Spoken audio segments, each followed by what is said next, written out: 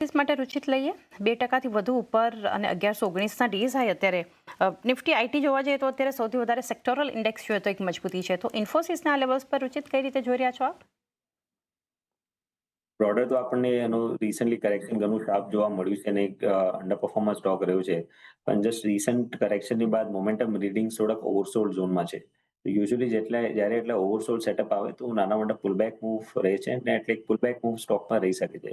પણ trend change થવા માટે આઈ થિંક થોડુંક સ્ટ્રક્ચર ચેન્જ થવાની રાહ જોવી જોઈએ. પુલબેક મૂવમાં સ્ટોક ફરીથી 1160 આ ઇમિડિયેટ હર્ડલ રહેશે. સો પુલબેક પોસિબિલિટી છે 1160ના લેવલ સુધી. તો ઇન્ફોસિસમાં 1160 સુધીના એક પુલબેક લેવલ્સ જે છે ખાસ કરીને ધ્યાનમાં રાખી શકો છો. આઈટીમાંથી રાકેશજી ટેક મહિન્દ્રાના વ્યૂ લઈએ આપની પાસેથી. ત્યાં અત્યારે 2%ની મજબૂતી સાથે આપણે જોઈ રહ્યા છીએ કારોબાર થઈ રહ્યો છે અને અરાઉન્ડ ડીઝાઈના લેવલ પર આ સ્ટોક પણ પહોંચ્યો છે ટેક મહિન્દ્રા.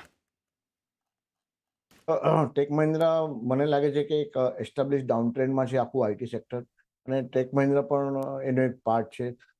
કોઈ પણ આઈટી સેક્ટરમાં મને લાગે છે કે ક્યારે પણ બાઉન્સ બેક આવે તો મને લાગે છે કે એક એક્ઝિટ કરવાની ઓપોર્ચ્યુનિટી હશે. ટેક મહિન્દ્રા હોય, ઇન્ફોસિસ હોય કે ટીસીએસ હોય, બધાના જે ચાર્ટ છે, ચાર્ટ સ્ટ્રક્ચર ઘણા નેગેટિવ છે.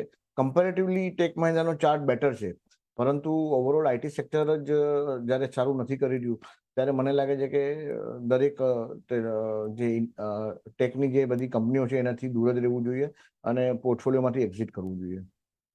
તો એક ઉછાળ એક્ઝિટ કરી શકો છો. ઓવરઓલ એક આઈટી કંપનીઝ પર વ્યૂ બનતો જોઈ રહ્યા છે. ત્યારબાદ